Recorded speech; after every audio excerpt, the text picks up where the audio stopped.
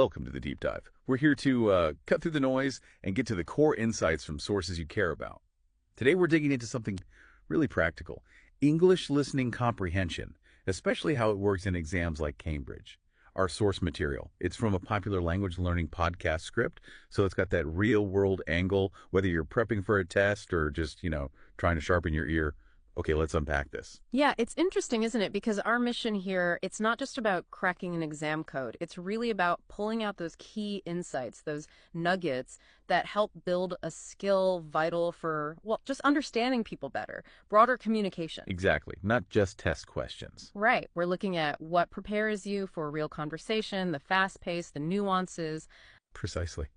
And speaking of structure, the Cambridge listening exam, it's built very intentionally. Usually 4 distinct parts. As we looked into the source, it's clear each part is meant to test a different listening muscle.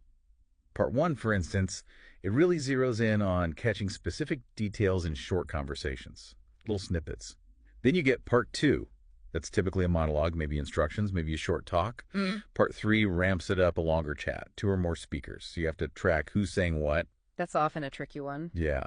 And then Part 4 is often another longer monologue, like a mini lecture or maybe a story. And that 4-part structure, it's quite strategic when you think about it. It's not just random. Each part sort of builds on the last, From fine details to understanding bigger ideas, different speakers, it allows the test to cover a really wide range of listening skills.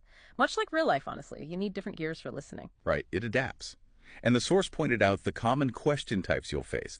Things like, what time or where or what did the man say about it or even what's true according to the conversation. And the picture ones. Oh yeah, which picture shows.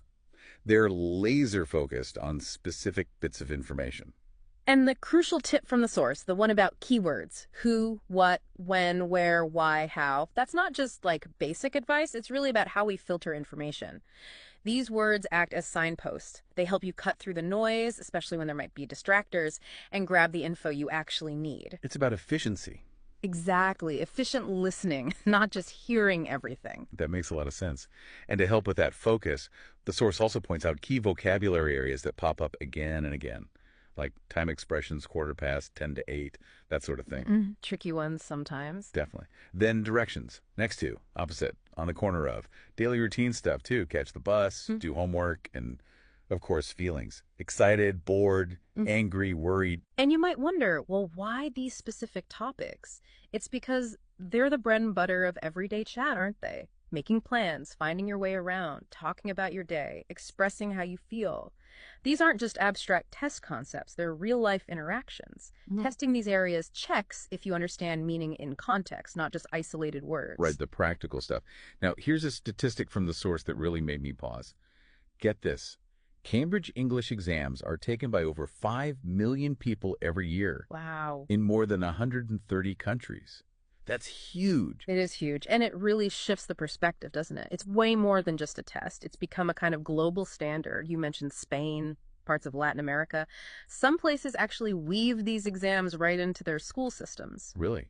Integrated like that? Yeah. It shows how much weight it carries internationally. It shapes language teaching globally, almost like a common currency for English skills. And what's good to see is that it aims beyond just the exam score. The source stresses that the materials aren't just test prep. They're designed to help students actually communicate more naturally, more confidently, in real situations. That's why you see tasks based on things like going to the movies, making plans, shopping, asking for directions, stuff you actually do. Exactly. And that reinforces that core message we found. You're not just learning for the test. You're preparing for life. Mastering these listening skills isn't about ticking boxes. It directly impacts how well you handle everyday conversations, follow instructions, engage with people spontaneously. Moving from words to people, like you said. Precisely. Okay, so let's try a sort of mini challenge, thinking about how this works in practice. The source had some examples. Imagine a question. What time does the train leave? Your options are A, at 5:15, B, at 15 to 5, C, at 4:15. Right. Okay, so this one immediately hits you with time expressions, a classic potential trap. The difference between 5:15, 5.15, and 15 to 5, which is 4.45. Subtle but crucial. Very. And 4:15 is 4.15. So if the audio said, maybe the train departs at 5:15 sharp, then A is your answer. It tests if you understand how time is phrased, not just the numbers themselves. That's a perfect example. Now, what about those common expressions the source mentioned? Phrases that act like cues. Things like, excuse me, how do I get to the station? Or, I think I'll go with option B. Let's meet at 5 o'clock, okay. The cinema is opposite the supermarket. Or even, I'm not sure. Can we listen again? Yeah, and these are gold because they're so common. Why? Because they're functional.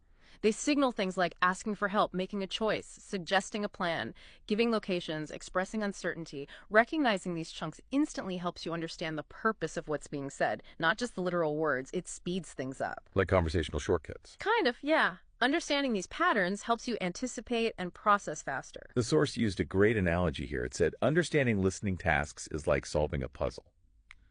And the key insight was, you don't need every single piece. You don't need every word.